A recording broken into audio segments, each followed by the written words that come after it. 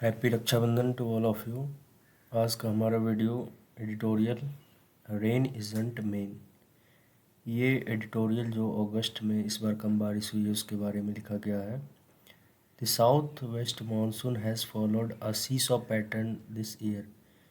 हम लोग जानते हैं कि दक्षिण पश्चिम मानसून जो है हमारे देश में होती है, इस बार इसने सीसॉ पैटर्न बनाया, मतलब झूले की तरह पैटर्न बनाया। एक बार सबसे कम हुई बारिश, फिर बारिश अच्छी खासी हुई, फिर कम हो रही है।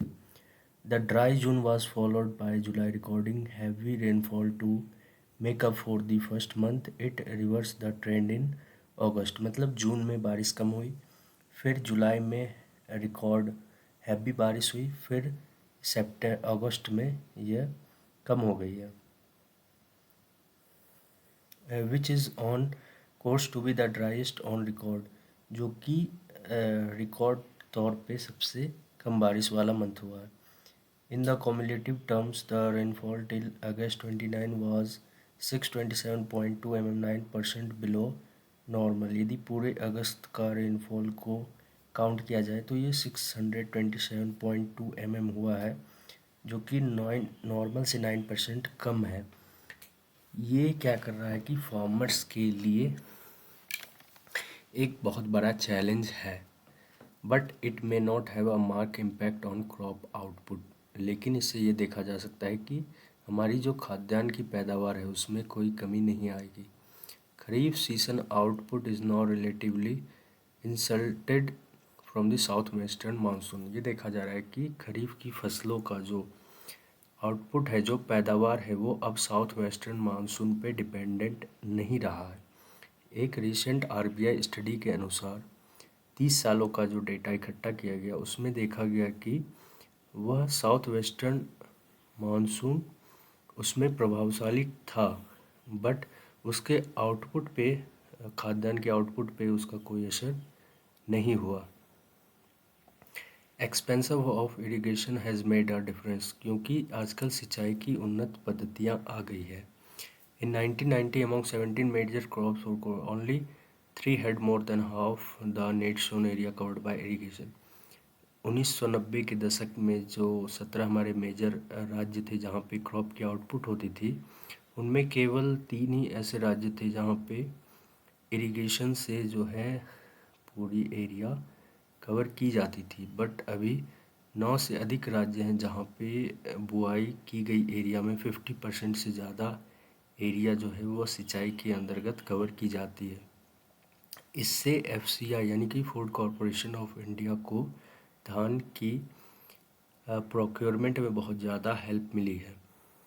और ये ऐसा नहीं है कि ये इरिगेशन सिस्टम बहुत ही ज़्यादा कॉस्टलेस है, क्योंकि हम लोग इसमें ट्यूबवेल्स वगैरह लगा रहे हैं जिसमें बहुत ज़्यादा पैसा खर्च होता है, साथ ही साथ जो वाटर्स लेवल हैं हमारे वो भी कम हो रहे हैं। But even if the south western monsoon impact has receded crop output, लेकिन हम लोग साउथ वेस्टर्न मानसून को का वो खाद्य की पैदावार पे कोई भी असर नहीं है, बट जो हमारे क्लाइमेटिक चेंज हो रहे हैं वो भी काफ़ी ज़्यादा सुभेद है। और आजकल हम लोग जानते हैं कि एक्सट्रीम वेदर कंडीशंस हो रहे हैं, जैसे बहुत ज़्यादा कहीं पे गर्मी आ रही है, कहीं बहुत ज़्यादा ठंडी आ रही है, कहीं बहुत ज़्यादा बारिश हो रही है। तो these are the extreme weather events जो कि क्रॉप के यील्ड्स पे बहुत ज़्यादा इफ़ेक्ट कर रही है। जैसा कि हम लोग देख सकते हैं कि मार्च 2022 में एक अचानक से टेम्परेचर बढ़ गया, जिससे कि वीट की पैदावार पे थोड़ा सा असर हुआ था। इसीलिए खरीफ फसलों की आउटपुट है वो 2 चीज़ों से प्रभावित रहेगी। पहला है सितंबर में कैसी बारिश होती है, और उसके बाद देखते हैं कि किसी तरह का कोई एक्सट्रीम क्लाइमेट इवेंट्स ना हो। गवर्नमेंट ऑफ इंडिया ने जो क्या किया है, क्लाइमेट इम्पैक्ट असेसमेंट तैयार किया है, और ये माना है कि 2050 तक 3.5% जो है खाद्यान्न पैदावार में कमी आ सकती है यदि इस तरह की एक्सट्रीम क्लाइमेटिक घटनाएं होती रही तो, जिस गति से अभी चल रही है। और यदि आप देखें कि खाद्यान्न उत्पादन में थोड़ी सी भी यदि कमी होती है तो हमारे खाद्यों के प्राइसेस बढ़ जाएंगे। सितंबर की बारिश जो है बहुत ज़्यादा क्रूशियल है और ये तय करेगी कि हमारा खाद्यान्न का जो महंगाई है वो किस दिशा की ओर जा रही है। जैसा कि हम देख सकते हैं कि थोक फूड के प्राइसेस वो 14.25% तक बढ़ चुके हैं लास्ट 4 मंथ्स में।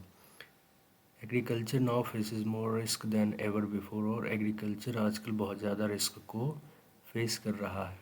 गवर्नमेंट ऑफ इंडिया और राज्य सरकारों को चाहिए कि वो ऐसी कोऑर्डिनेटेड तरीके से पॉलिसीज़ को बनाए जो कि फार्मर्स को प्रोत्साहित करे, और ऐसे वो प्लांट्स का सिलेक्शन करें जिनमें कम वाटर की आवश्यकता है।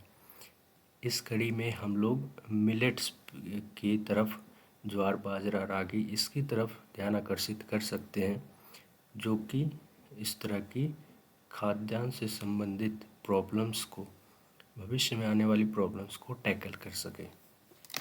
Thank you.